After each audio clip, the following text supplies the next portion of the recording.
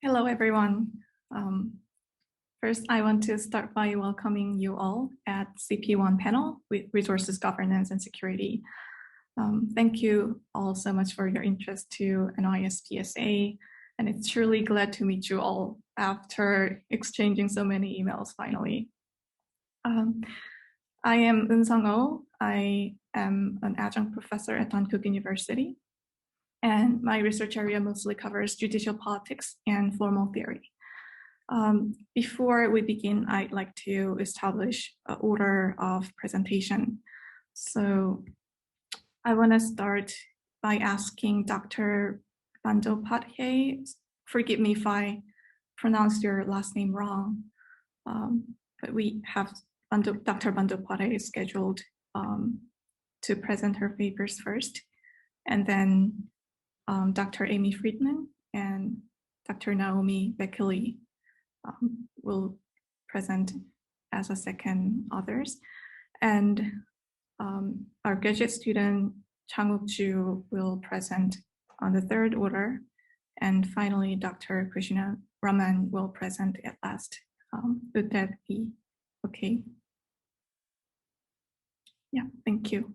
So we have 65 minutes in total to present our papers, which runs until 2:20. So we have 4 teams in total.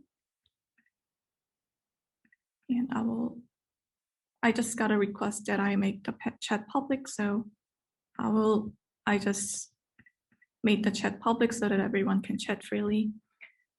Each team has 15 minutes each to present their papers. And after 10 minutes after the presentation started, I will give a chat alert, or if they don't notice it, I'll put an emoji on my face. So please notice the monitor. And after 15 minutes, I'll intervene, and so that we have all enough time to present our papers each. And then we'll discuss and comment after all papers are discussed. And then we'll receive questions from the audience. So the first paper will be presented, Dr. Bandopathy. Are you here? Yes, I am. Am I audible? Yeah. So you can present the paper. Some major network problems. Yes, so if I'm not audible, just let me know once so that I can maybe just repeat that sentence or something, because my internet is not very stable, it seems. That's why. So I'll just try sharing my screen. Just let me know if it's working.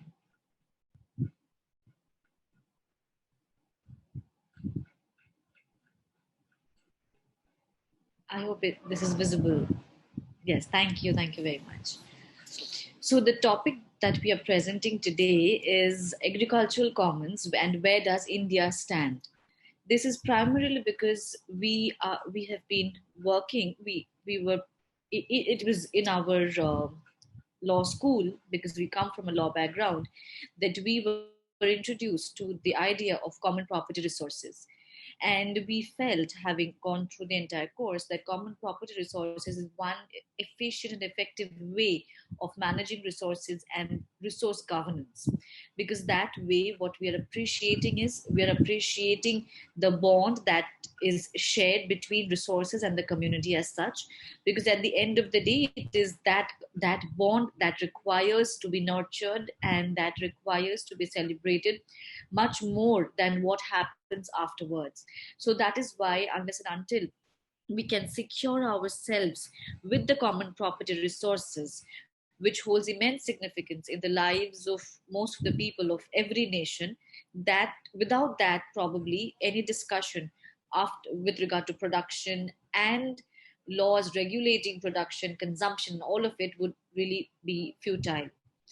So that is why agricultural commons is the idea that we are flagging here, with the help of which we are trying to say that law or the judicial system as such should take into account the concept of common property resources, so as to ensure that the resources are utilized effectively and well in a manner so that we have incorporation of the local governance, or the ones who are toiling hard, their version being incorporated in the laws. And that is the reason we are presenting in this particular session on the governance, and we are trying to say that public policy should be based on these. So, this idea of common property resources is premised, as we know, on the conservation and preservation of natural resources with the survival of communities who are dependent on the common property resources. And as Garrett Hardin had said in the landmark article on tragedy of commons, that because we are taking it for granted and we are misutilizing the little bit of resources that is available to us, it is leading to the tragedy. And because of that, one, resources are being misutilized, or the resources are being overutilized,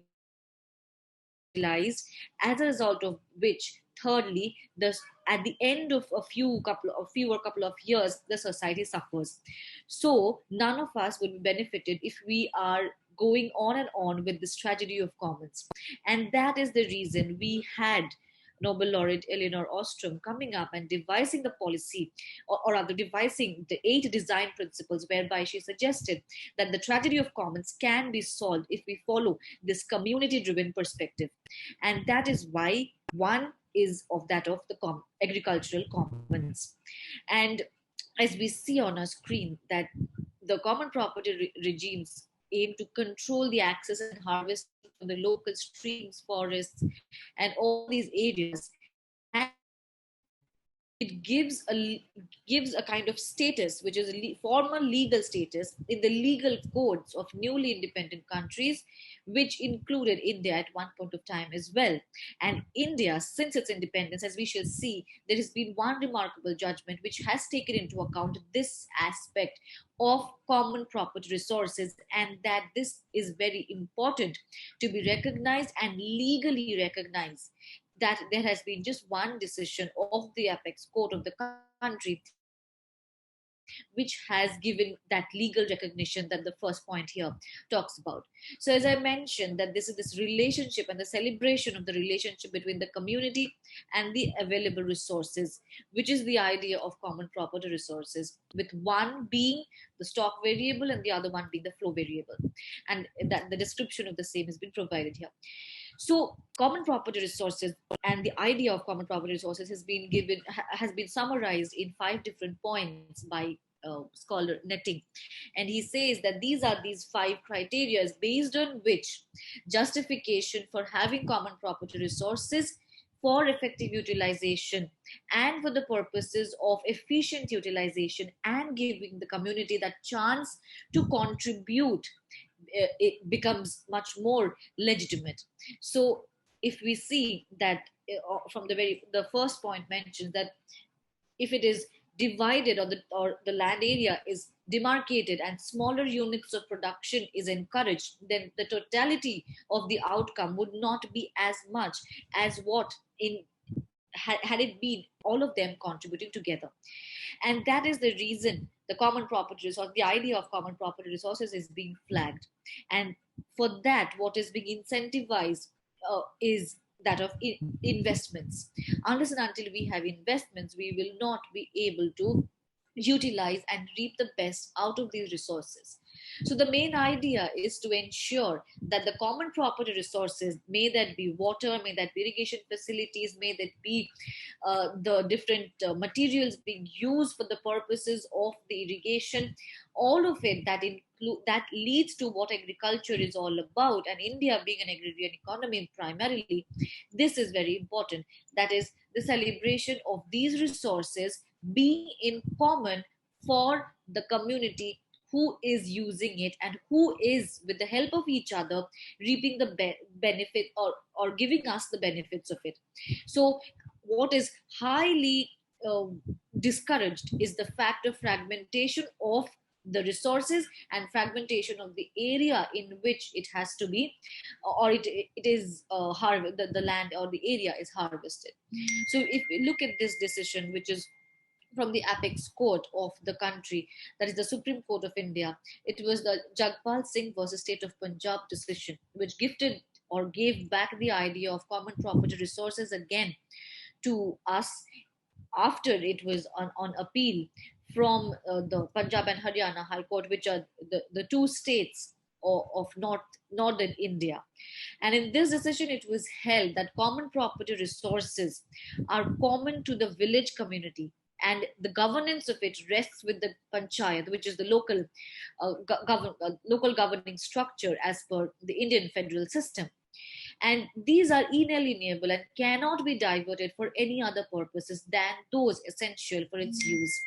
So there was a pond that was under a debate, and it said that this pond belonged to the village, and anybody who would be illegally capturing it for some other purposes or would be diverting it for other purposes would be making this entire exercise of using common property resources for agriculture entirely a futile exercise.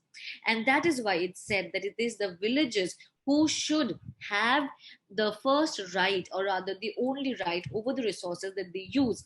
And it should be the villagers who would be the ones governing the resources in tandem with the government or the local government structure, like here the Gram Panchayat, which is the lowest or the grassroots level structure of governing the resources. So it is a kind of a tripartite structure where you have the resources, along with that you have the community and the government coming together, which is also voicing the idea of Elinor Ostrom as well. So it was Markandeya Karju who appealed to the provincial governments, or the state governments as we say, to take strict actions against those groups of people who use their powers illegally to use the land resources to the detriment of the community and benefit their selfish profit motives.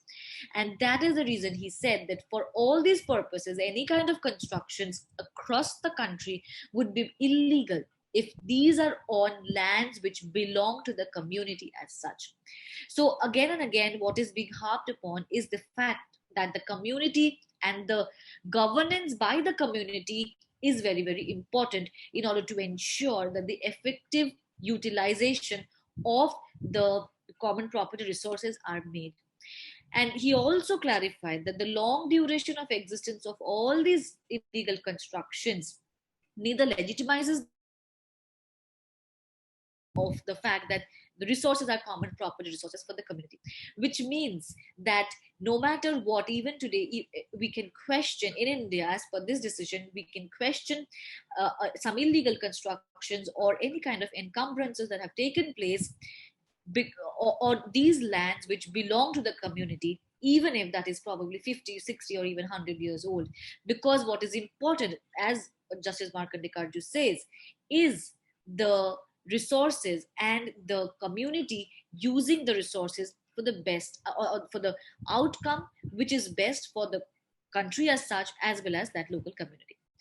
So if I go to the penultimate uh, slide that I have to present here, those most important factors or the significant pointers which come out from this decision have been laid out. So here, if we look at the pointers that I have mentioned, we will be able to understand what is it that was under contention and what led to the decision of the Supreme Court, or the apex court of the country, being inconsistent with the idea of common property resources. So it's said that all these land that belong to the landless laborers should be given back to them. So at the end of the day, we see that humanitarian perspective, or the human rights perspective, for the purposes of their, or the ones whose land it is, for them to get the best out of their land. With the ongoing farmers crisis, which the entire world is now abreast about, this becomes very, very important. That again, going back to the roots, that is, it is the community and it is the resources, and the government is only a liaison trying to forge them together and not beyond anything else. So the proposal here in this paper has been to appreciate this and to legally recognize this. And the legally recognizing part of it comes with this decision of the Supreme Court, as well as the other other subsequent developments that have taken place in a few provinces or few states of the country. One being that of Jammu and Kashmir, which is famous, of course, might not always be for the right reasons, and also the draft national land policy of 2013. So these have been, or these have tried to incorporate these aspects of the common property resources that we were trying to flag. So in this entire paper, what we have tried to do is we have tried to show how law or how legal codification can lead to effective utilization of resources in a manner that helps the community to get what they deserve, at the same time the others who are so-called outsiders to also get their shares. So it can be only if, that is the humble submission of the authors, that is only when law recognizes common property resources and the celebration of the people or the community with that of the resources, there can be some kind of justice being done to resources and Mother Earth as such, which is the ultimate goal of the entire work that we do. So it is common property resources. Finding that legal way into the Indian jurisprudence is what we have tried to show in our paper, and appealing to everybody to ensure that this kind of an approach be taken in their own jurisdictions as well. Thank you very much. Thank you very much. We will move on to the next paper. Dr. Amy Friedman and Dr. Naomi Beckley from Pace University will present a paper on China's Belt Initiative.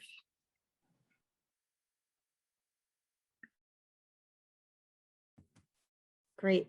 Thank you, Professor O. Naomi and I are happy to be here with everybody today and present our work on China's Belt and Road initiatives in Malaysia and Ethiopia. So I don't want to monopolize the time. We're going to divide this. I'm going to kind of set the scene, talk a little bit about Malaysia. Naomi's going to talk about Ethiopia, and we'll wrap up. So I may have more information on the slides that I kind of ignore in the name of making sure that we have enough time. So I think at this point, most people are vaguely familiar, maybe more than vaguely familiar, with China's Belt and Road Initiative. So I just started with a quick map. The reddish-orange line snaking through northern China, through Central Asia, up to Moscow, and into Europe is the Silk Road Economic Belt, and the purpley lines snaking through Southeast Asia, over through India, then to Africa and up through the Middle East, and again ending in Europe.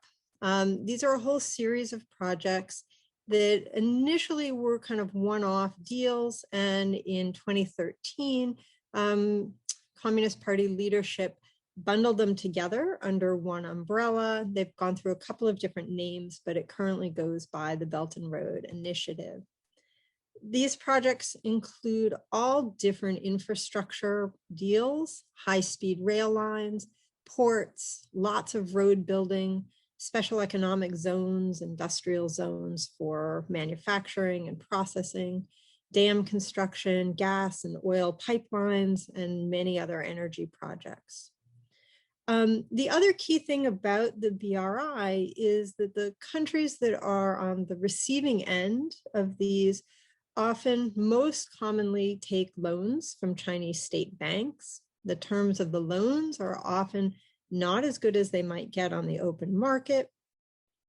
And then the lead is often taken by Chinese firms, Chinese construction companies, railway companies, et cetera. And they form key partnerships with countries in the host, with companies in the recipient countries.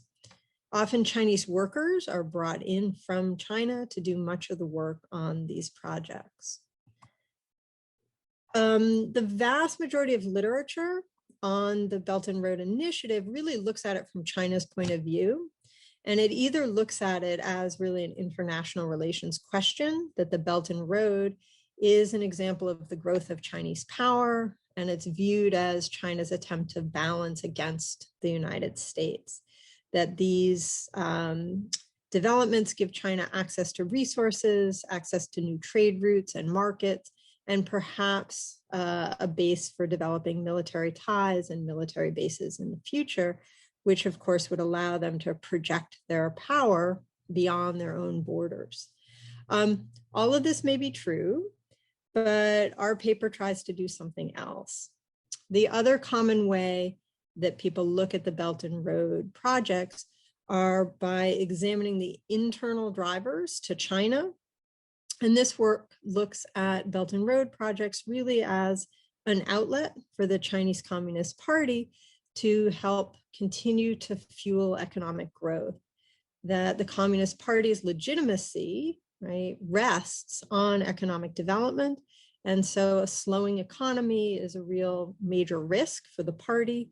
So by driving these massive infrastructure projects, it's a way to absorb excess labor, absorb excess capital.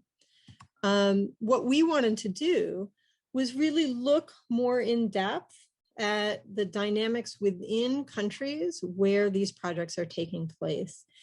And what you find pretty quickly is that the BRI projects are often very controversial on the ground where they're taking place.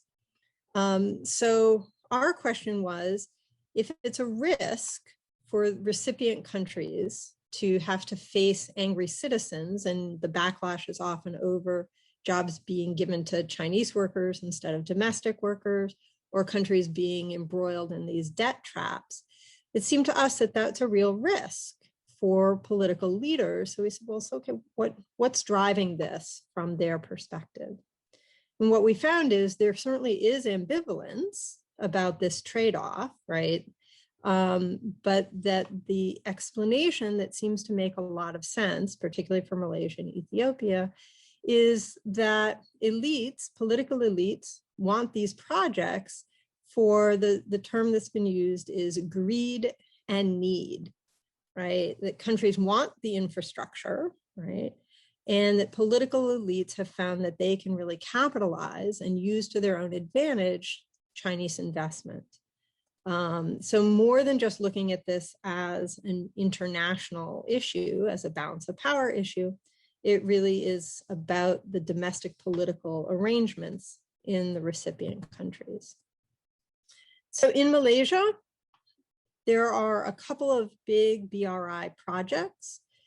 The key ones that we look at in the paper, the East Coast Rail Link and the Kuala Lumpur-Singapore High-Speed Rail, Bandar Malaysia, which is a big property development project by Kuala Lumpur, Forest City, which is a residential and commercial development in Johor, right across from Singapore, and 2 oil line projects.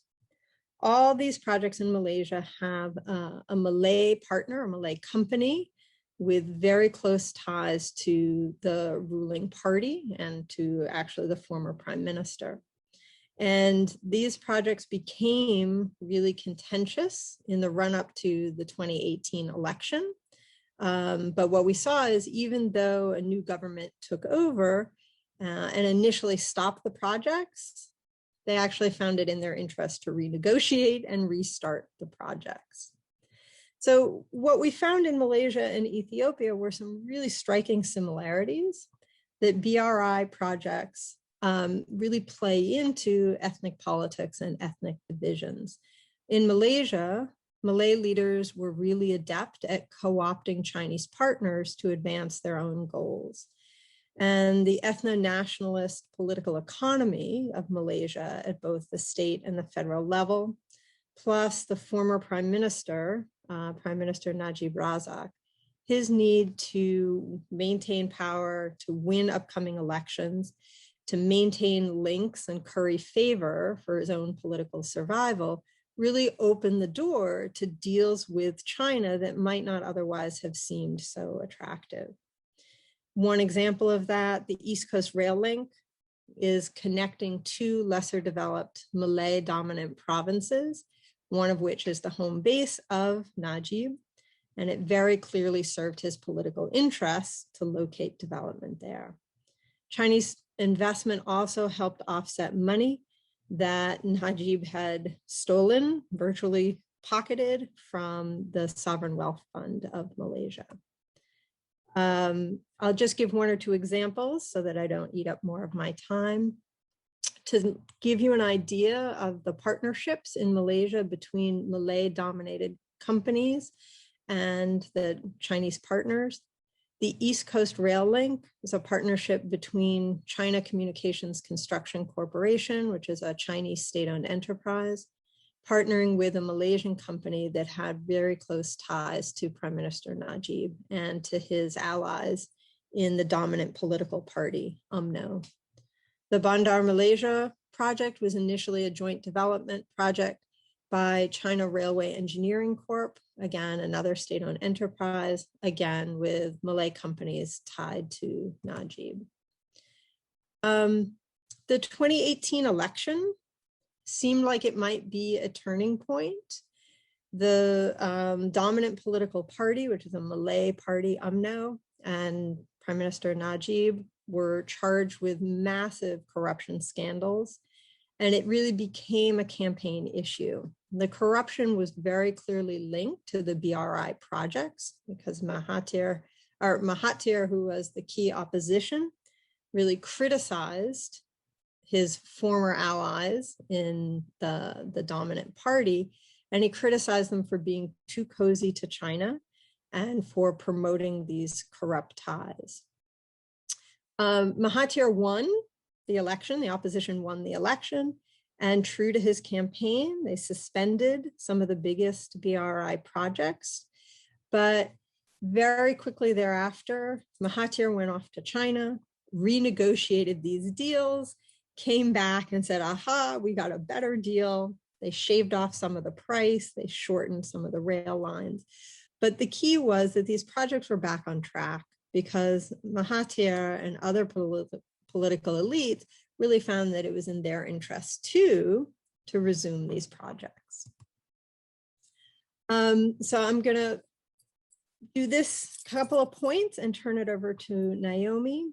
What we see in both Malaysia and Ethiopia is that leaders who come to power in 2018, Mahathir in Malaysia, Abe in Ethiopia, they renegotiate these deals, but it demonstrates that they really do want the infrastructure and need the funding, right? Countries don't necessarily see China as a threat the way the US and European countries might, and countries are clearly willing to buck US and European interests in turning to China for development. They may, however, be doing this less out of balance of power and more because it suits their domestic interests. So regardless of who's in power, these deals can be an asset to politicians as a way to reward supporters. And I'm going to turn this over to Naomi. Hello, I'm Naomi. I'll be presenting the Ethiopian part of the BRI research paper that we did. So to start off with a couple of projects that are currently happening in Ethiopia is the Addis Ababa to Djibouti railway line, in the future called the AAD line. It's the first modern cross-border electrified railway in Africa.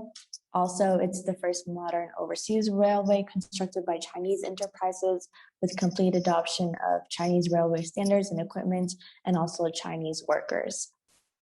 And a couple other dam construction power plants, industrial parks. Some that are not listed on here are soccer stadiums and governmental institutes.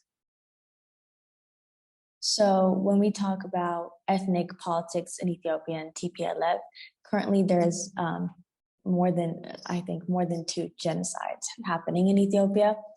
And Ethiopia is facing a difficult time right now. Most BRI deals in Ethiopia were struck by the previous government controlled by the TPLF, an ethnic party comprised of mostly Tigrayans. TPLF headed a multi-ethnic coalition of parties. The BRI projects were handed to allies of the government infrastructure contracts were given to the TPLF supporters to go into partnership with Chinese firms. So you were only able to work and be successful in Ethiopia if you were allies and partners with the TPLF government. So when the Chinese and the TPLF made a deal, it benefited only TPLF. Little of the benefits of the investment occurred outside of Addis Ababa. So, little of the benefits of the investment occurred outside of Addis Ababa, and even in Tigray, the home base of TPLF, little of the wealth and opportunities trickled down. So only the constructions were made in Addis. So changes after the 2018 election. So to quickly summarize this, after TPLF was struck down and Abiy came into power, he renegotiated some of the deals, and currently the BRI projects are occurring in Ethiopia and everything is well, even though there's civil war right now. So the status of the BRI in Ethiopia this year, China and Ethiopia have signed a memorandum of understanding on establishing security safeguarding mechanism for projects under the Belt and Road Initiative. As I said, even though there's a civil war happening right now, Addis is a safe place to work, so the projects are happening. The cooperation agreement will further strengthen the safety and security of major development projects in the East African country that were realized through two countries' cooperation under the Belt and Road Initiative, which includes the AAD line. And I'll hand it back to Professor Friedman for the conclusion. Great. So what we found is that China's position in Southeast Asia and Africa looks to be strengthening despite the COVID-19 outbreak. The US's isolationist turn under Trump and focus on COVID will further this dynamic. But most significantly, we found that domestic politics plays a big role in a country's decision to accept BRI projects and what the terms of those projects will be. Even leaders who've been critical of China, like Mahathir and Abiy, find it hard to turn down the massive development projects and have found that Chinese investment is useful for their own purposes.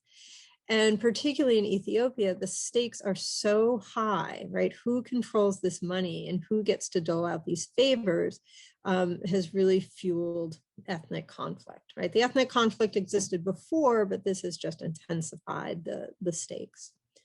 The best case scenario for the Belt and Road projects in general is that China is increasingly asked to adopt more transparency in funding and in how they carry out the projects, more environmental impact studies, greater labor standards, and more of the costs and benefits need to accrue to local communities. Renegotiating the loans, like we've seen in Ethiopia and Malaysia, could help these countries better afford development projects. Thank you, and that will conclude our paper. Thank you so much, Dr. Friedman and Naomi. So we will move on to the third paper. Mr. Chu, are you ready? Yep. Thanks, Ninsung, for setting the stage. And hello, everyone. Oh, I should have kind of shared my screen as well.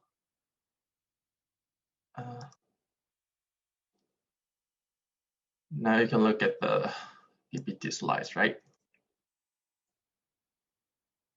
Great. Okay, so in this paper, I'm doing a big picture conceptual analysis, setting a new agenda for in the quiet, saturated field of military sexual violence across peace and war. These slides are prepared for longer talks, so today I will present my core thesis only, skipping most part. So most of us know there are so many channels by which soldiers perpetrate sexual violence across peace and war. And the literature on military sexual violence has been vigorously engaging with the causes of such indignities. But reading through research on military sexual violence across discipline, I got an impression that the literature is all too often narrowly focuses on soldiers' criminal criminal motivations to explain why sexual violence occurs. And partly because of that, I think we have had difficulties making path-breaking progress on the prevention of military sexual violence. So I ask, why does military sexual violence persist so frequently across peace and war, despite formal deterrence against it? And one scope condition is that I focus on sexual violence perpetrated by soldiers, not by commanders.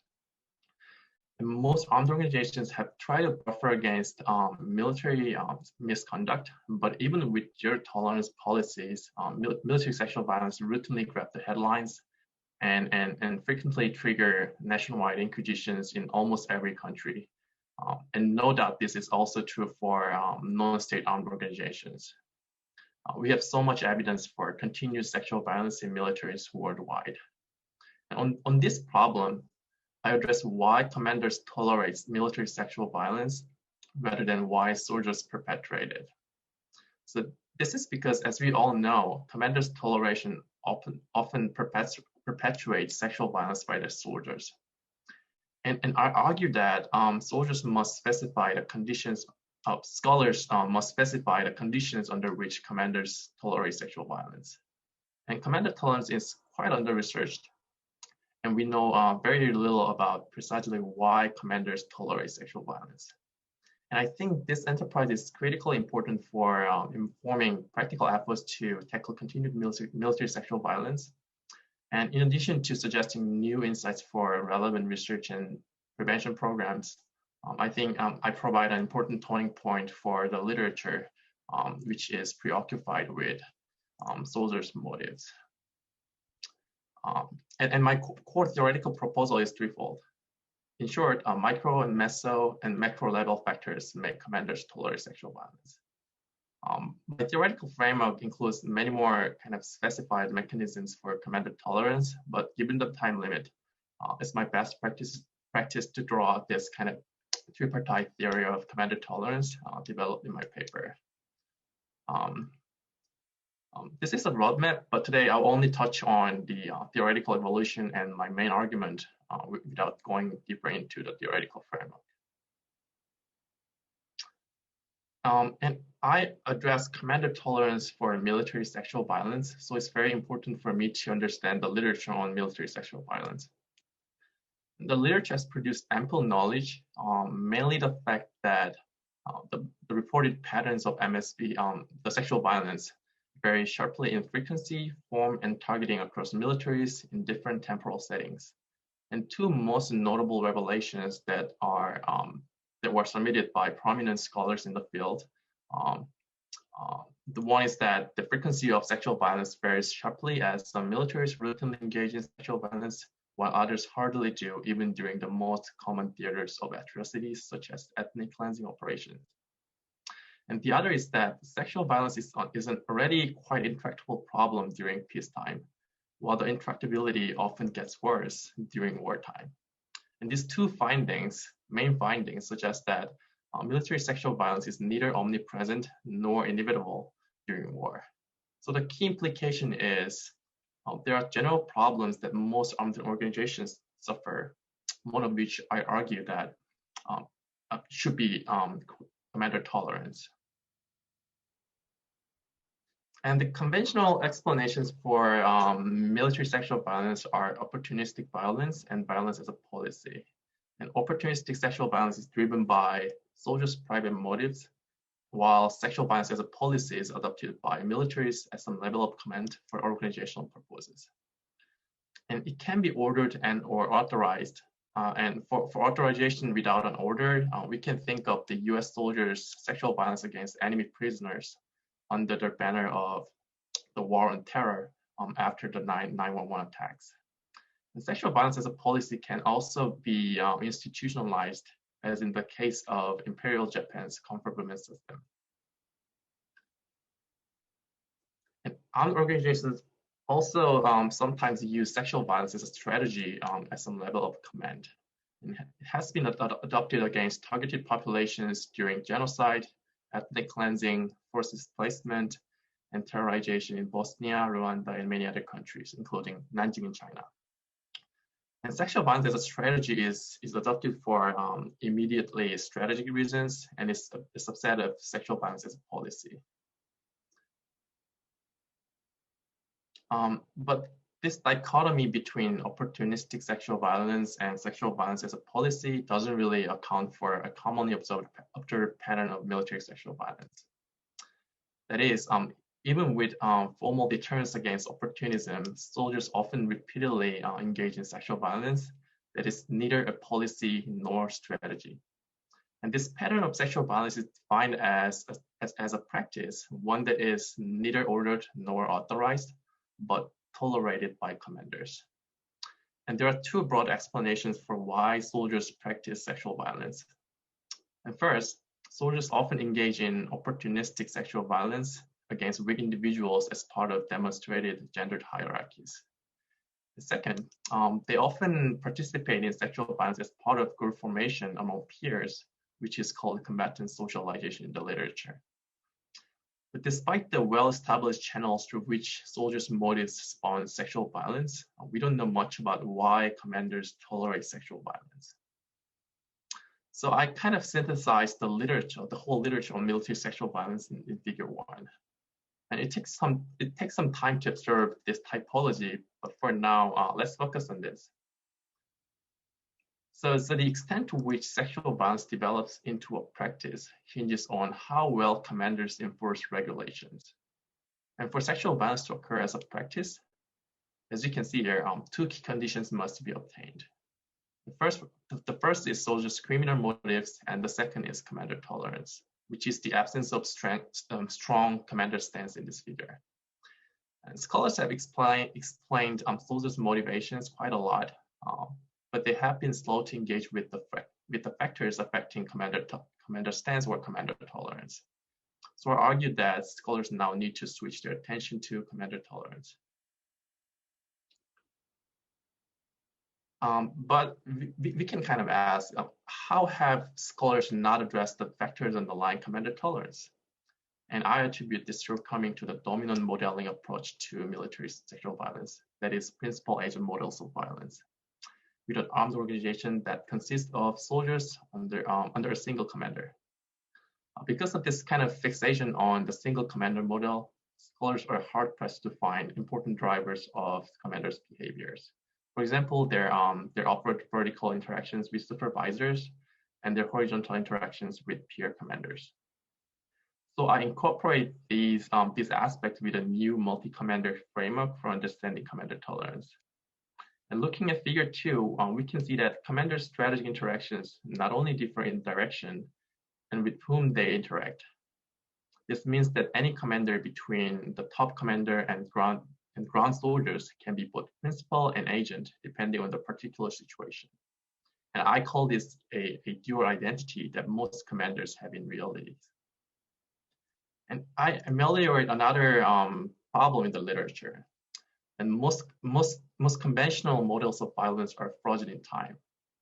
They do not reflect service members' predispositional changes under duress, which shapes their changing preferences over violence or toleration, and so forth.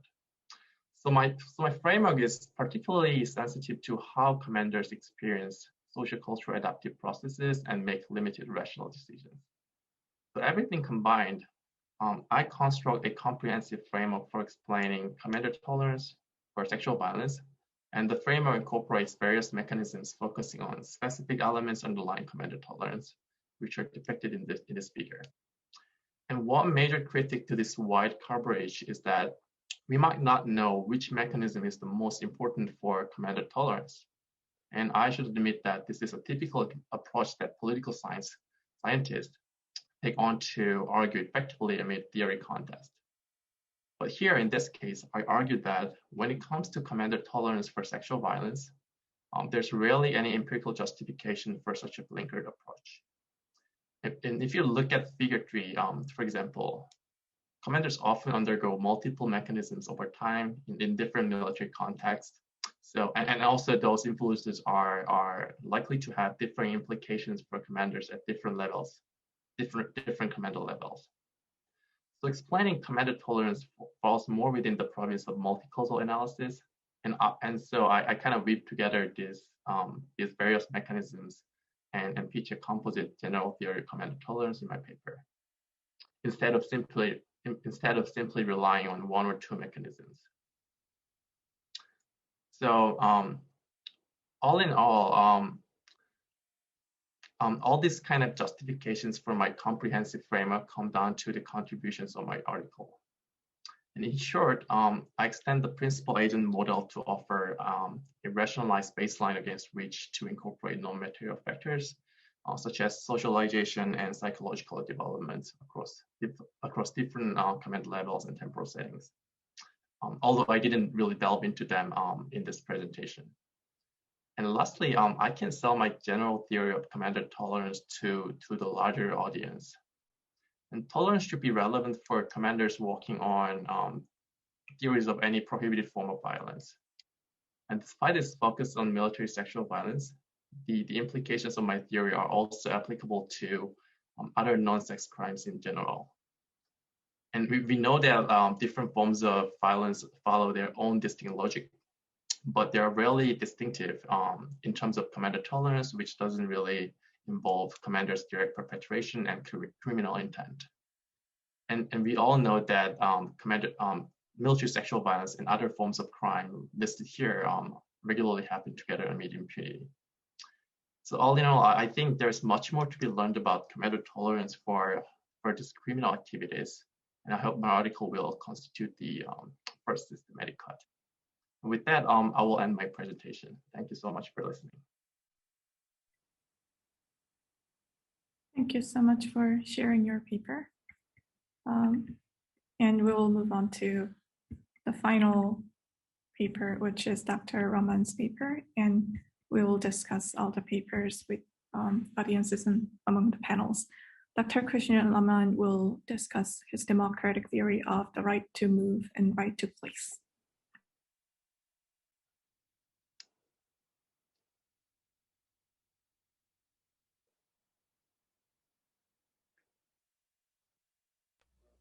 Can you hear me now? Can you hear me now? Okay. Can you see this? Can you see the screen? Okay, very good. Let me just get to that. Let me get to the top of this.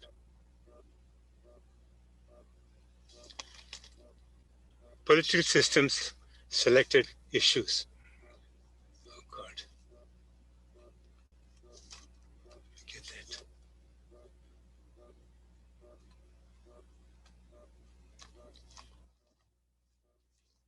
In today's political systems, there are many issues affecting questions relating to democracy and the rights of humans. And this paper will discuss political issues centering around an individual's right to a place and a right to free movement. Now, these are not standalone issues. They are linked to a whole lot of other politically important issues: citizenship, discrimination, immigration, forced migration, internet and social media, which have become a big political issue, security issues, including cybersecurity, and broad questions such as globalization versus isolationism. Often these questions get clouded by existing formal structures and rules, and they say the formal structures are already there and nothing can be done. Now, we should not agree with that. We stress the need to address such issues at a human level and to allow for political innovation, saying that something can be done. The classes of issues we'll discuss are outlined: right to a place, right of free movement, migration, need for new communities relevant to political systems, new issues being made visible by the pandemic, and bringing in morality and fairness into the political scenario. And for each of these categories, I'll point out the issues involved, outline the issues involved, and outline the questions that come up that need to be looked at. Right to a place. When humans are born, they should be able to grow up into an environment which provides for their basic needs and a safe and stable place to live, and a community where they can have a sense of belonging and participation. A basic underlying issue in all this is the relation between an individual and a collective. In nation states, this is generally formalized as citizenship. What are the basic citizenship-related issues? First, who has the right to inhabit a territory with some permanence, be part of a community, and reap the benefits? Who decides and lays down the rules? Can new people in power create new rules? By what authority? The role of power, including the misuse of political power, for example, to create laws which may discriminate against segments of the society. Example, a family has lived in a land for many decades. They expect to be able to continue living there without demonstrating anything further. After all, they are the people who define the land. A new government comes in and enacts legislation which can require that they prove their legitimacy, that they must register. And this was never done before, especially if you look at rural areas in India. You can't, people don't register, people don't have certificates of citizenship that show who they are. Question, is it right to require them to register in order to continue the right to live there? The legislation, this is the CAB Citizenship Amendment Bill or Act, was introduced ostensibly to keep tabs on refugees coming in from a neighboring land. The concern of many people was that the legislation was being introduced, at least partly, to provide a legal means of discriminating against some sections of society. A different example, historically these questions have been around for a long time. Let's go back 2 centuries. May 1830, President Andrew Jackson of the USA signed the Indian Removal Act. Indian in the sense of Columbus Indian, the Native American. He signed the Indian Removal Act, and the message read, talked about announcing the benevolent policy of the government in relation to the removal of the Indians beyond the white settlements. And the speedy removal will be good for everyone, to the country, to the individual states, and the Indians themselves. And it will allow a dense and civilized population to replace the few savage hunters. This resulted in a forced migration of tribal communities in large numbers, leaving behind all their possessions, their land, their homes, and anything except what they could carry with themselves on that trek. They moved from the southeast USA a long way to the northwest USA, a long trek, and that was known to many as the Trail of Tears. And this is a classic example of might is right, government sanctioned. And the reason they could do it was because tribal communities did not have the political clout. They were not politically organized, and they couldn't really speak for themselves. And our question is, whatever happened to notions of justice and fairness? Next, right of movement, of migration. For many people, their present circumstances are unsatisfactory enough that they would like to move, go somewhere else with the hope of building a new future, a new life. A question, can immigration to another land be considered a right? A possible rationale is based on fairness. Resources worldwide are not available equitably. What can justify that people in one land have excess resources, enough to waste, while people in another land can barely manage to subsist? Is it just that they got there first? Did that also give them the right to enact laws that prevented other people from coming in? The largely prevalent worldview has been, for the most part, that the people who came first did have full rights of ownership and the use of the resources and the right to pass them on to their descendants. A moral question: don't people in need with few resources have a moral right to a place where they can live with dignity? Also, for a nation with large resources and carrying capacity, should it not have a duty to reserve and assign a part of its resources to accommodate newcomers in need? After all, that's the idea behind this nation of immigrants. Who are these newcomers? Emergency situations, refugees from revolution, war, famine, earthquakes, or minorities who fear persecution or death in their own land, or simply people with poor living conditions and opportunities who want to better their whole own lives and the lives of their families. Their families must have enough to eat. A counter question: but does the receiving land have the resources to accept the newcomers and to do this? It's a matter of, it's a question of balancing the requirement of fairness and justice with availability of resources. So how do we set up an appropriate political framework to help such people, to help these causes? This depends very much on the underlying worldview. First, as the isolationist view, each nation is like an independent island and fends for itself. Links are for the purpose of promoting one's own interests. On the other hand, there's the inclusive view. No man is an island. All are interconnected, interdependent, and should help one another. Recognize full well that there are accompanying risks and hazards. The choice: should we build bridges or build walls? Globalization, which used to be a very popular buzzword, has had different interpretations. One, the whole world was one's domain for making profit, monetize everything, use institutions such as the World Trade Organization for commercial power, or, at the other end, a genuine move toward interaction and exchange for the benefit of all. To bring the world together, we need to build wider communities among the peoples of the world.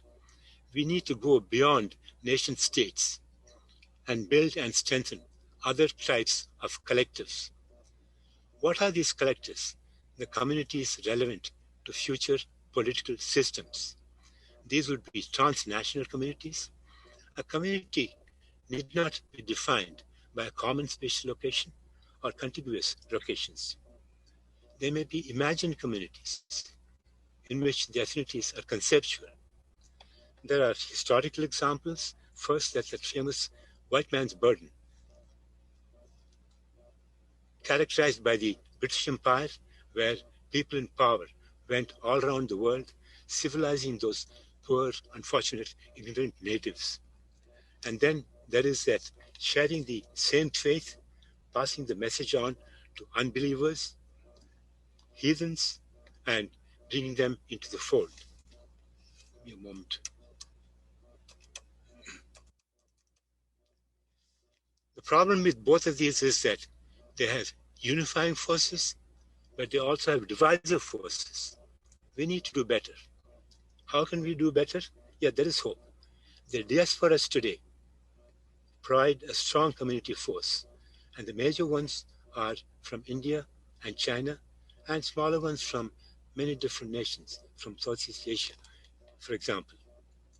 Extending the nation state, and the classic example, of course, is the European Union, EU, but be prepared for Brexit. The internet as a medium for creating virtual communities in cyberspace, this can create worldwide communities with people we normally do not connect with.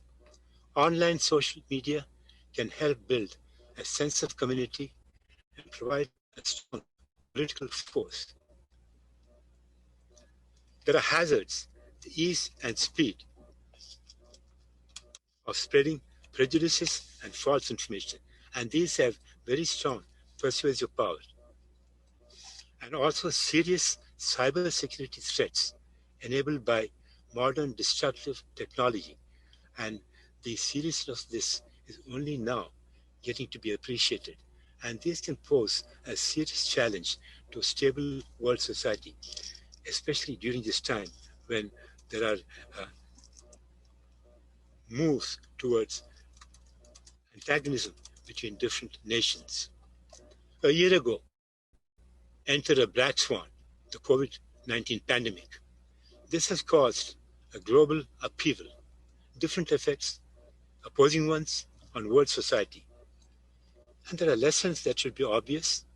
For a long-term solution, international cooperation is needed.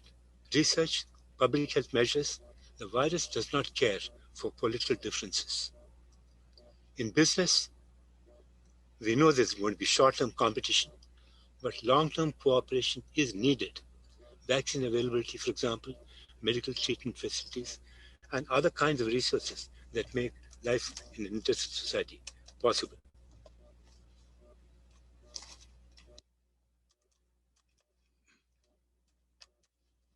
On the other hand, there are counter forces. Minimizing infection spread, for example, will require communities not to get too close together.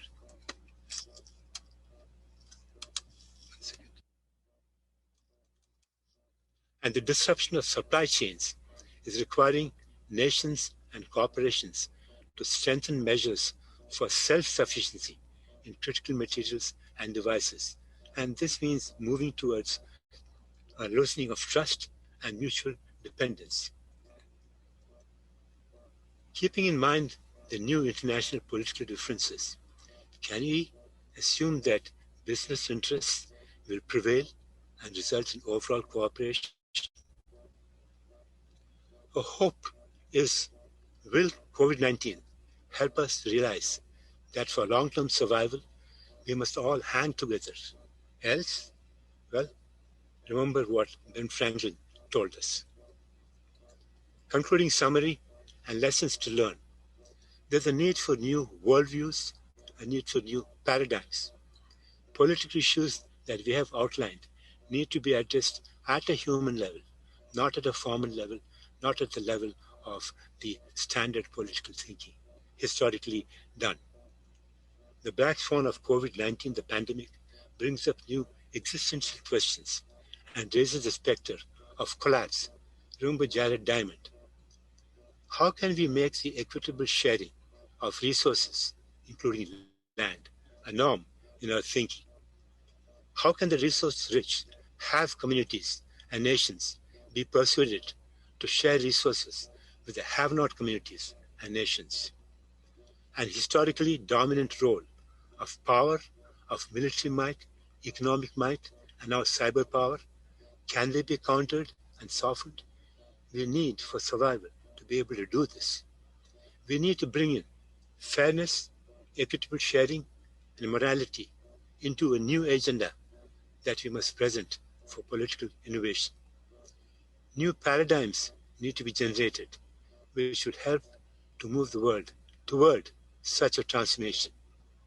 Perhaps a combination of model approach, a new human ethic, together with the unifying forces of multiple diasporas and wide-ranging, pervasive virtual communities made possible by the internet and social media, being conscious of the hazards, will help us chart a road, hopefully, toward a more inclusive, interconnected, and interdependent world society. Thank you. Thank you so much, Dr. Raman. So I'll shortly discuss the paper, maybe 10 to 15 minutes, and I'll open all the papers to discussion. You can freely ask questions to each other then. Dr. Raman, could you please stop sharing your screen? You muted? You want me to mute, right? No, I mean stop sharing your screen.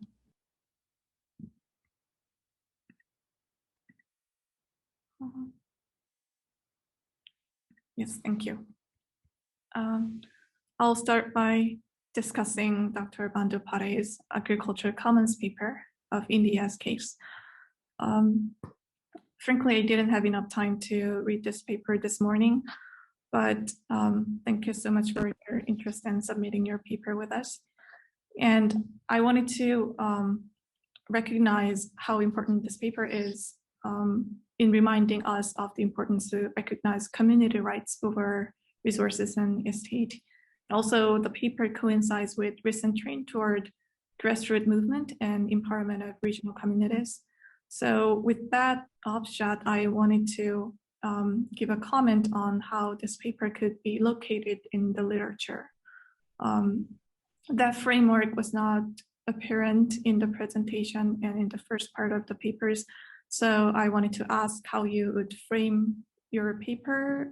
Is it recognizing the regional communities' rights or grassroots movement? What is the location of the paper in the political science literature?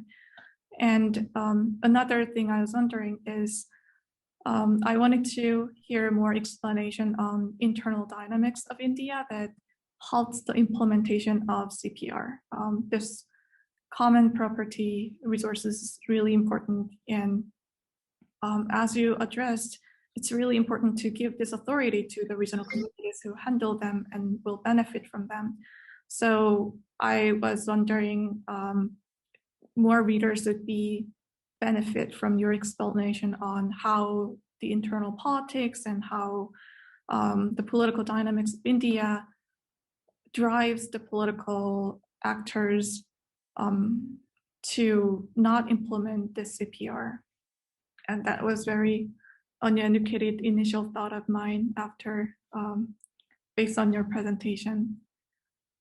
And I'll move on to Dr. Friedman and Beckley's paper, China's Belt and Road Initiative in Malaysia and Ethiopia. And forgive my rational choice languages. It'll come out here and there. But I wanted to start by emphasizing once again the contribution of this paper that the others discussed. The paper enlightens the henceforth the dark side of the CBI, the recipient country's domestic politics, driving them to accept CBI deal, especially when the domestic political environment is intertwined with ethnic and religious dynamics. And also the paper offers very detailed and historical account of internal politics that solves the puzzle that political elites going against their rational decision of maximizing their chance to get reelected. And the paper also addresses how economic development somehow justifies some level of political corruption and patronage politics until that practice exceeds the threshold and bursts into the regime change, which lead to the entire reassessment of the entire deal of CBI.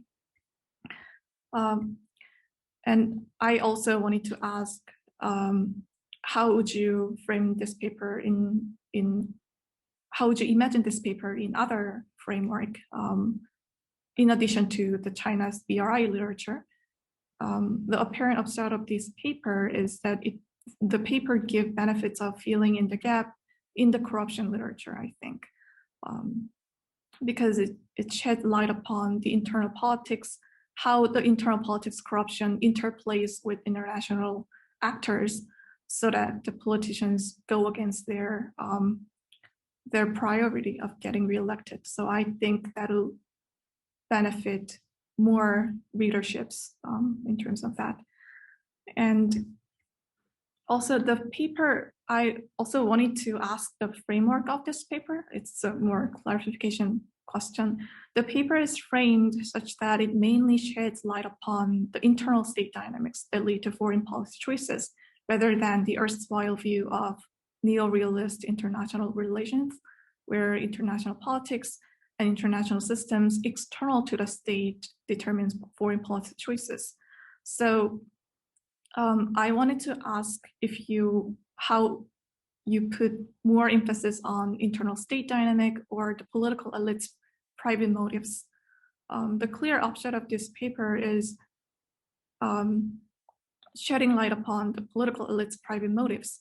But do you frame the cases as weak institutions that couldn't bridle political actors' greed, or do you frame this paper as the political actors independently playing a dominant role in accepting the deal when the deal will undermine their public interest? And my next question addresses the causal chain of this paper. The causal chain was not entirely clear. So there was this internal ethnic conflict. In Malaysian case, there was the internal ethnic conflict between Malay, indigenous Malay people and Chinese. And this ethnic conflict shaped their position vis-a-vis the deal with BRI. But this ethnic conflict is a result of the British colonization and their strategic move to divide and rule this diverse ethnic population, as explained in the paper. So, and that British colony was continued until 1950. So given that the colonization was continued until very recent years,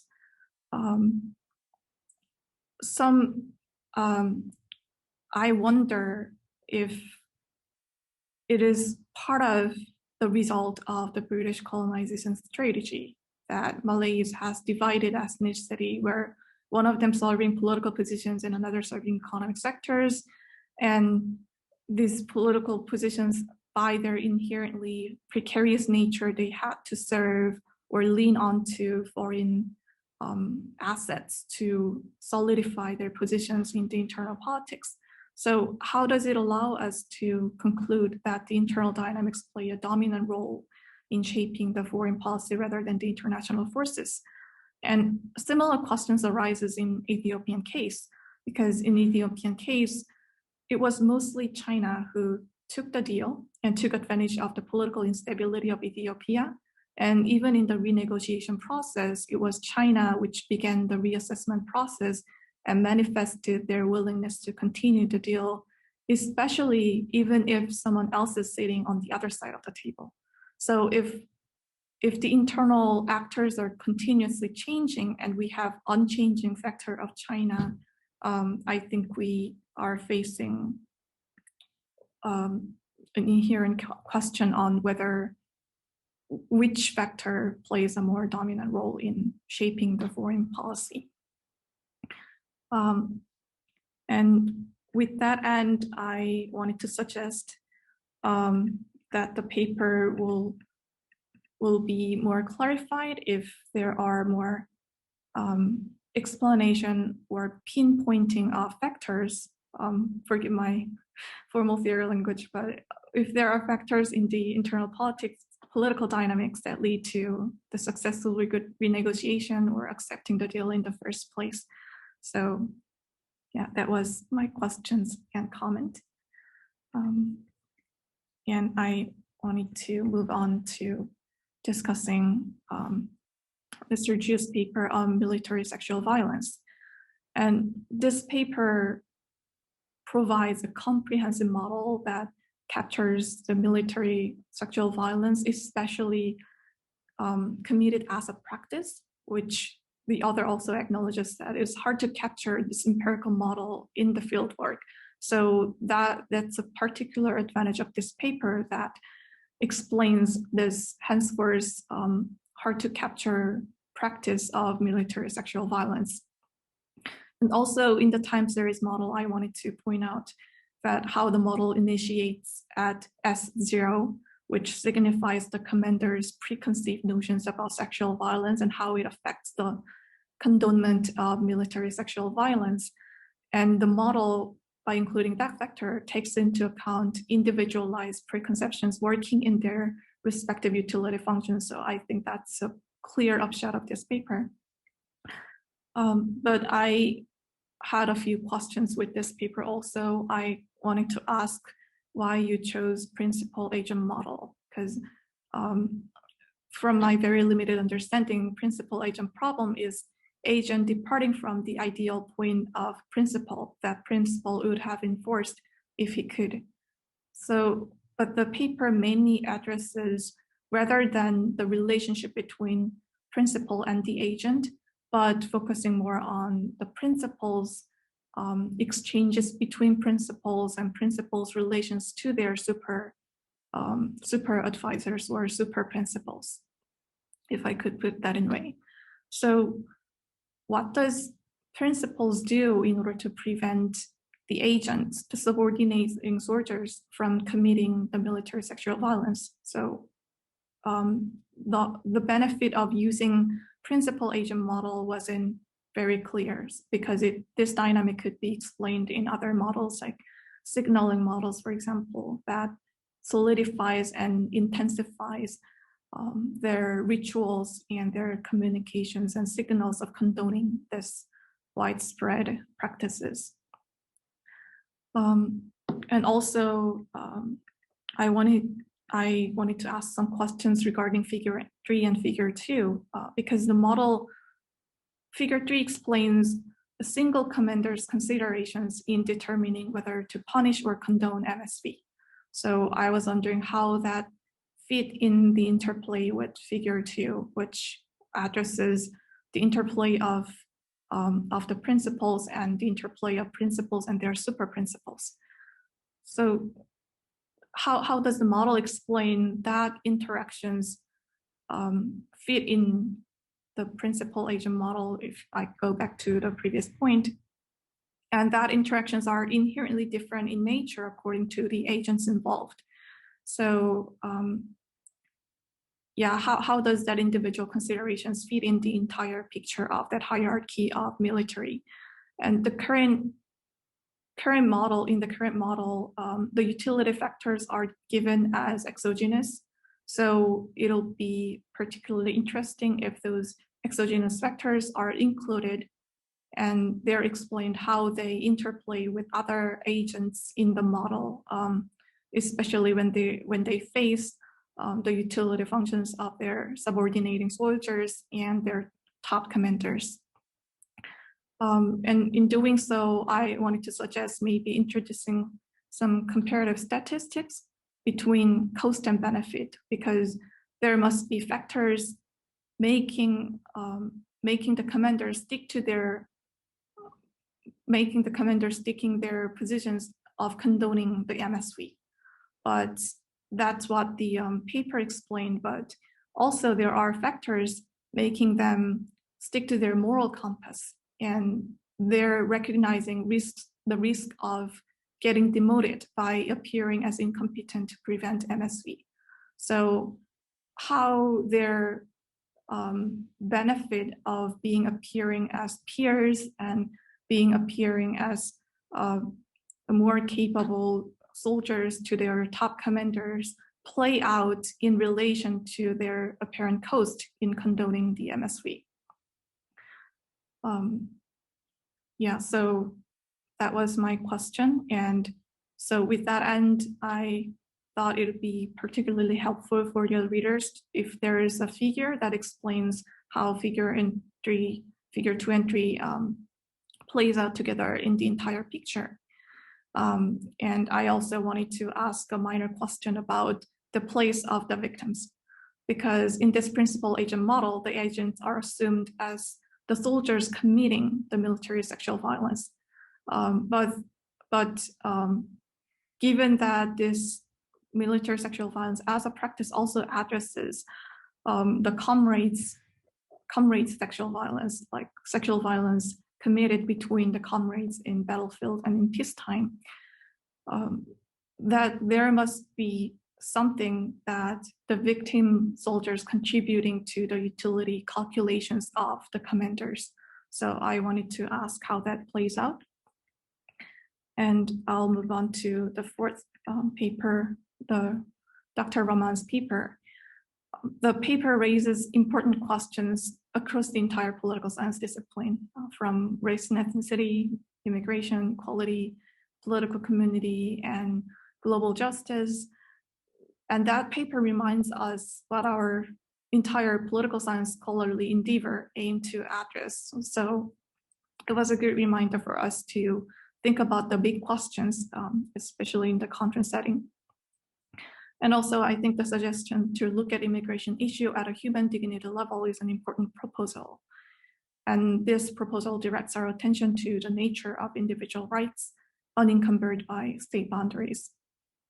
But I wanted to ask also some clarification questions starting from the scope condition, because your questions and examples cover from 1800s to very recent years of social network services and COVID-19 pandemic. And it also covers geographically United States, Middle East, ethnic conflicts, Europe, and Southeast Asia. So I thought this question will be particularly benefited by narrowing down the scope to find out specific factors that might be contributing to the politics of migration and contributing to these inequities that you pointed out in your paper.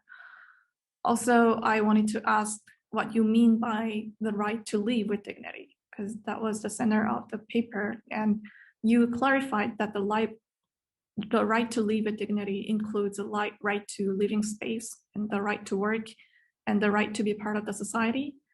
But even if we consider that, criteria determining the livable place and livable working condition and reasonable being part of the society will vary according to the scope conditions. So I wonder which standard you have in your mind. And I also wanted to particularly ask your answers or your perspective on the questions that we raised, especially with your last and perhaps the most important question. So how do you think that we can overcome the trade-off between relationship between right to dignified life and scarcity of resources? So that was my comment and questions. And yeah, so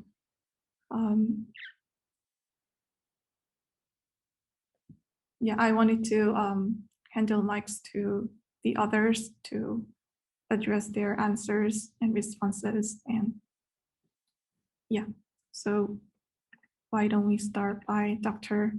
Bandopare? Yes. So repeat the question because I saw my internet is very unstable, so I am constantly logging out and again logging in. So if you could repeat the question, please. Thank you. Okay. Yes. Yeah, I'll send you a separate email to discuss this matter if you could. And Dr. Amy Friedman, do you want to respond to them? Sure. So those are great questions. And I think when Naomi and I come up for air after the semester, it gives us lots of food for thought of kind of what we want to do to the paper going forward. I have maybe some quick responses, and then if Naomi wants to jump in, please do so. Your first set of questions was really about framework, and I would absolutely be open to rethinking. The framework, as you pointed out, that we use is really to think about this in the context of other literature on the Belt and Road Initiative. And really, since the vast amount of literature is really seeing it as an IR topic, right? Neo-realist balance of power kind of question.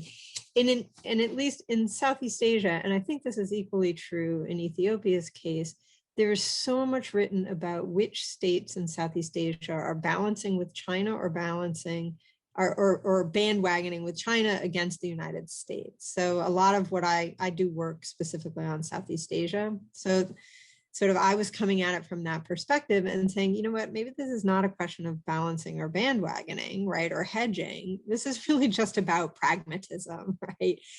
We want the investment money, and oh, guess what? These projects also play into these internal political dynamics. And I think Ethiopia is in a very similar position. It's a strategically important state. It's a site of UN headquarters. It played a pivotal role in the Cold War, kind of on the US-Soviet balancing game.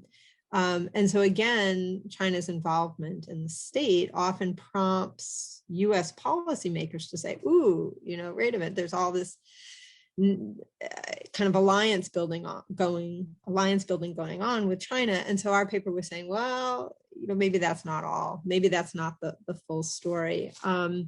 But your point is exactly right. It may be a much better story just about private elites and about the literature on corruption. And certainly what you see in Malaysia and Ethiopia is this link between authoritarian regimes and how corruption works. And both Malaysia and Ethiopia are sort of at this nexus where there was a lot of optimism about democracy. And in both cases, that optimism is really thwarted. So you're absolutely right. We could really rethink the comparison in what we're doing to look at it exclusively in a domestic framework if we want to go that way. Your second set of questions really about the drivers of ethnic conflict. And I think your point about Malaysia, that the divide and rule strategy of the British obviously played an enormous role at independence. I think there is actually a different way of looking at the ethnic political competition or the ethnic competition in Malaysia, which is less about external factors and actually more about class elements. That the deals that were struck at independence among elites, Malay elites, Chinese elites, and Indian elites was very much a socioeconomic one, right? The elites had more in common with each other. They're British educated. They thought a particular way. They wanted to protect business interests. And so I think what's happened in Malaysia since independence is that the Malay elites for years were sort of protecting their own power and often only paying lip service to poorer ethnic Malays. And so they themselves use divide and rule, scapegoating the Chinese, right? Often for their own purposes. And I thought, to me, that's less about the dynamics from the British and really more about, just protecting your own wealth and privilege. And certainly the BRI projects fall into exactly this dynamic.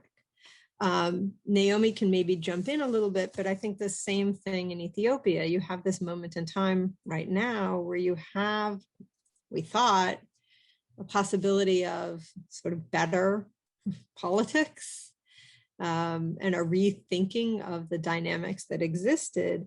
But the ethnic divisions are really, really deep, and they are deeply intertwined with economics.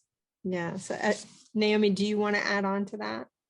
Yeah, and also to talk about the ethnic division in Ethiopia, it's the TPLF trying to start a civil war against other smaller ethnic groups so that they can gain political advantages, like, the BRI money that they're receiving from China, which currently Ethiopia is not able to pay because of the civil war and other circumstances. So I just wanted to point that out. Yes, thank you so much. And so further, Mr. Ju, do you want to address the questions and respond? And also, you had an interesting suggestion to others, so if you can address that, it's great. Oh yeah, I had just one suggestion for Professor Friedman and Naomi. Like, have you ever considered elite interviews? And then that might be an option to kind of validate your theory. Yeah, you know what I'm saying. Great, so, thank you. That's perfect. Yeah. Wait, I don't understand it. Like the TPLFs, or who are current we interviewing? Right, or current political elites over the summer, if we want to think about who we could talk to, particularly because you'll be back in Addis. Yeah, pretty cool. But because it seems like you guys are kind of expert in the field of Chinese studies and Ethiopian studies, and then you might have some context, right? So yeah, you can reach out to those elites. yeah, the thing about Ethiopian politics is it's very difficult. It's not out in the open. So when we're doing this research, it was really hard for us to obtain like true, accurate information. Everything is biased. So when I was trying to get some information from the Ethiopian politicians that I know, or like my grandfather, my father, you know, it was very biased. And if we interview them, they're still going to talk about how they're trying their best to be a good government and all that, but still Ethiopia is currently facing a civil war, so which is going to be impossible for us to contact government. I still think that you can find someone that can kind of talk about your mechanisms. And I agree with you that interview descriptions, they're all biased. We all know that, but we have kind of two different approaches. One is positivist approach, which kind of addresses all the empiricists or formal theorists. They kind of they can unpack the causal mechanisms. And then on another sense, you can take the interpretivist approach, and then all the interviews and archival research, they use those resources to process tracing. It unpacks causal logic, not the causal mechanism. So I think the interviews on the interpretivist approach, you can reap the great benefits from that. Thank you. Yeah, and Oh no, thank you so much. Yeah, but I'm a newbie to the field, so yeah, Professor Friedman may have some idea on that going forward. And for Eun-sung's many kind of great comments, I really appreciate your cold reading of my paper, which is kind of purely conceptual analysis, and it's kind of difficult to read through. And I will kind of answer most of your questions.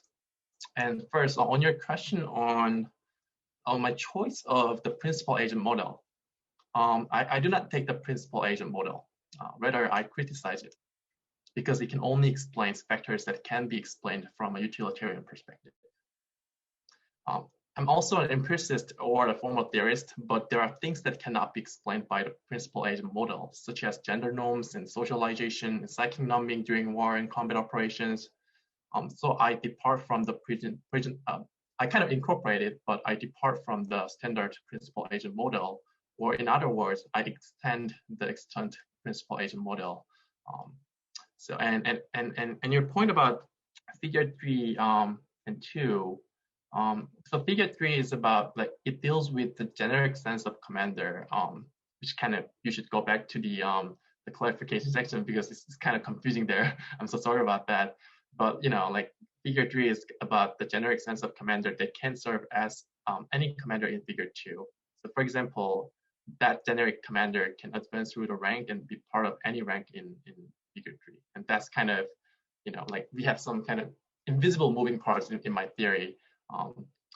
And also on your exogenous factors, for example, I think war and conflict related settings, we can take that as exogenous factors, and those factors induce pressures which manifest in the form of psychic numbing or normalization or self-socialization in my paper, as well as I think violent group norms. So I think those can also be understood as a non-material factors.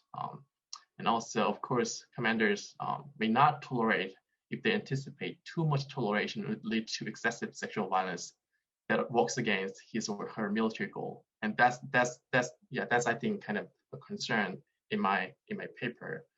But note that this is the question of how commanders modulate their toleration amid different mechanisms. They have some reasons to tolerate, but they have some reasons to not tolerate, right? But this is not about the question of why commanders tolerate sexual violence. I needed to take the question explicitly in my paper. So the comparative statics in this case is kind of neither possible nor kind of reaping greater utility in my case because of the topic selection, I think.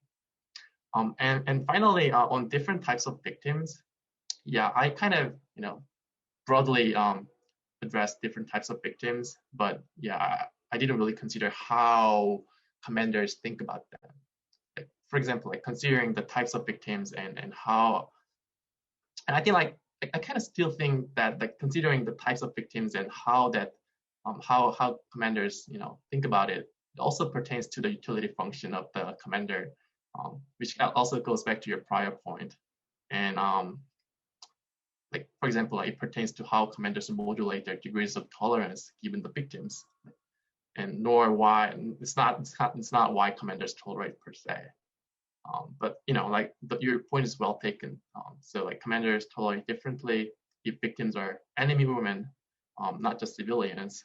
But for this, I may need a kind of different question. Thank you so much. Thank you for addressing the question.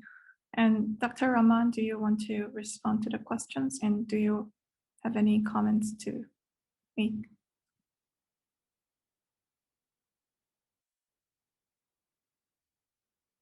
Dr. Rahman? Dr. Rahman, can you hear me? Once again. Yes, can you hear me now? Yes. Yeah. Okay, about the question you asked at the end of your comments. You asked a question. I'm trying to pinpoint that. You raised a question. Do you remember that? Oh, yeah. Sorry. So I wanted to ask about your narrowing down a scope condition geographically and timeline-wise. Yeah, that's right. So looking at specific examples, right? Look at specific examples. Yeah, okay. I've thought about some of that, but let me mention a broader question that comes up. So these are, for example, in principle, people agree that this kind of changes are needed. But you see, bringing morality into politics, that's unfair for many people. Okay? It says that morality and politics don't even belong together. And what I've learned is that, no, there is hope. And I'll give an example of something in a related context. For example, in politics in the USA, okay, we are caught up where, how do you ever get out of being trapped between two parties and you might not agree with what either of them does? Is there any hope for a mechanism for change? And I think what I've learned recently is that, yes, there is hope for change. And I think for people who don't know it, I'll mention the book by Cathy Gale and Michael Porter. It's called The Politics Industry. And that's a very informative book for me. So outlines the mechanism by which change can occur. One can get out of this vicious circle that's happening with the primaries and the present situation. And something else that came is that there was a situation similar to this in the late 19th century, and one did get over that, over a period of 3 generations and reform that. So there is hope for in such cases where things can be made to improve for the better. So that's the thing I just want to make. But yeah, thank you for your session. Yeah, I'm a modeler, so when I mention the questions that when I outline these questions, I think of them as taking particular examples and seeing what can be done specifically about that. I don't have anything further to say at this time. Thank you so much for your response. And although all the others in this panel have been so punctual, I'm terrible at being punctual. So our time has been passed. So you may leave, but if you have any other questions to raise to one another, others, you can free to do so. We have more time. But if anyone of you is leaving, I wanted to say thank you for your input for this conference. And thank you for your participation. And it was truly nice to meet you and discuss your paper. And thank you so much for sharing your interesting paper. It was a privilege to read them. Thank you, In-sung. Thank you. Everybody. Thank you. Have a good weekend. You too. Good weekend. Can I ask a Thank question you. to Professor Dr. Rahman? Yes. Yeah, I mean, like, yeah, it's kind of private question, so everybody can just exit. I don't know. Like, I was wondering, like, you had like a lot of like big picture questions in your PPT, and that really gets at kind of big problems in in international relations and immigration politics. And I wanted to see like maybe like I wanted to hear about like what you wanted to kind of achieve with this kind of like big picture questions, you know, in one slide. And like, do you want to kind of produce a poly-sci paper or something else? See, the way I think of it, there are many questions that arise, and in terms of the desirability of affecting certain kinds of change, most people would agree. My question would be mechanisms. So what I would say is that, is this a possible mechanism for making a kind of a change, and what does it imply? For example, you raised the question of immigrants, okay? So immigration, and it raises migration, for example, into the US. A president suddenly expresses that he is against certain kinds of things. So what are the factors that need to be countered in order to have a more human approach to immigration, recognizing that you can't just allow anybody indiscriminately to immigrate because the resources are not there, and there's also political opposition. So the way I look at it is have a model in which I look at particular mechanisms and see what can be done using those mechanisms. Yeah. Then I'd like to think of that kind of thinking. Have you? Oh, I see. So you're gonna specify those things, right? Like what we need and then what we're gonna achieve, right? Try to make them. Yeah. I wanted to see that. Yeah. What's your email address? Yeah, I can type it. Yeah, you can send me your. Yeah, please say it and type it. Can you say it out? Is it You want me Changbuk? to say? Yeah, Please. yeah, it's my full name. Yeah. Changbuk. I just type in the chat. Yeah, you can call me Chang. Yeah. No, I'm just trying to see. Yeah, I just type my email in the chat. So yeah, Please. feel free to get in touch. Changbuk.ju at yale.edu. Thank you so much. Okay, nice talking. Thank you so much, everybody. Thanks for Unsung for setting the stage for all of us. Thank you so much. Thank you. And thank you, Unsung, for managing such a nice session. Thank you. Have a great weekend. Same to you. Bye bye.